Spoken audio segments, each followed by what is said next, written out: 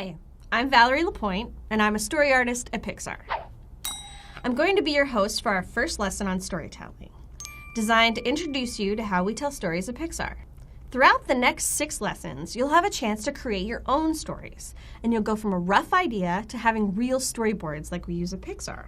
Each lesson features Pixar story artists sharing their insights about the story development process. My name is Domi Shi, and I'm a story artist. Hi, my name is Sanjay Patel. I'm an animator and storyboard artist. I'm Kristen Lester. I'm a storyboard artist. Hello, my name is Mark Andrews, and I'm a director at Pixar Animation Studios.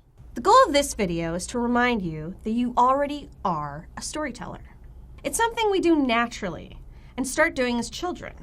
To kick this lesson off, let's hear how some of Pixar's storytellers first started telling their own stories. Out on the playground, where you're making up stories, or playing in the backyard where we're making up whole worlds. From then on, I started drawing my own comic books, and I would fake being sick to stay home from school so I could draw my comic books and come up with my stories. What I did is I would take a drawing of Betty and Veronica that was in the comic books, and I would trace it, and then I would draw fashion on them, and I did this thing called Betty and Veronica Fashions. Somewhere in my mother's basement, there are thousands and thousands and thousands of these drawings of Betty and Veronica.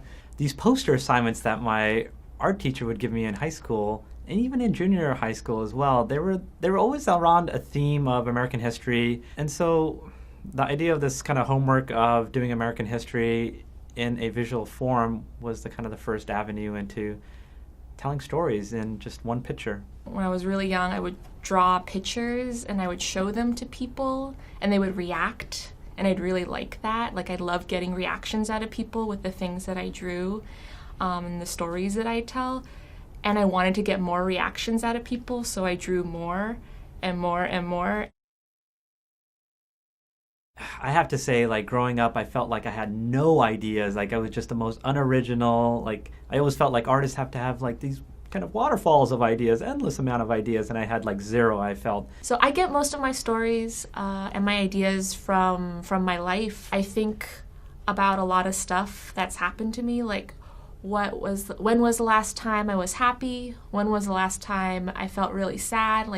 When was the last time I cried or I got really angry? Most of my stories originate from my own personal experiences. And I think there's a touchstone there that is very important to the storyteller to find, because it makes us honest.